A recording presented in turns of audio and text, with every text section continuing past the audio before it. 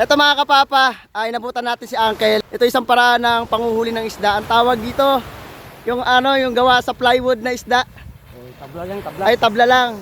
Yan, tapos may mga kawil yan, may mga taga. Yan.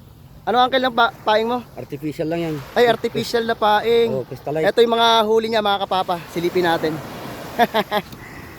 Ito yung huli ni Uncle, oh.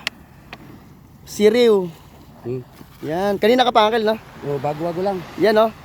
Yan. Bali ilang yan, ilang taga ang mayroon ka Uncle? 12 lang. 12. So yan mga kapapa. Tawag ni Uncle dyan ay isda-isda. So yan, isda-isda mga kapapa. Bali kapag nilagay niya sa tubig yan, nagpo-float yan, and then hila-hila niya yung mga kawil na yan. Kasi ahabulin ngayon ng isda yung mga kawil na yan. May mga ano yan ha. Ito, papakita ko sa inyo.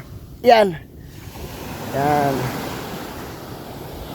Yan, ito yan oh. Tapos ito yung pinakapaing niya. Artificial na paing pala ito mga kapapa. Silipin natin na mas malapitan. Yan. Artificial na paing yan. Yan. So, itong ano niya, yung taga niya, ay hindi siya pang malaki ang isda. Pang sakto lang.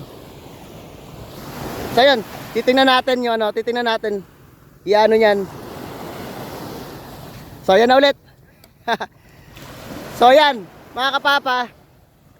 Nagpo-float siya. Para siyang bangka mga kapapa na gawa sa isda. So hihilahin niya lang yan. Habang hinihila niya ngayon, hahabulin ngayon ng mga isda. Yan. Hahabulin niya ng mga isda dito. Mga malalapad din, mga gagaong, mga talakitok. And then yun nga, siriw. Yung mahaba na isda na maninipis. Masarap yun mga kapapa, pang daing mga siriw, ganon. Iba't ibang klaseng luto din. So yan si Uncle. So ngayon, titingnan natin kung ano yung mahuhuli ni Uncle.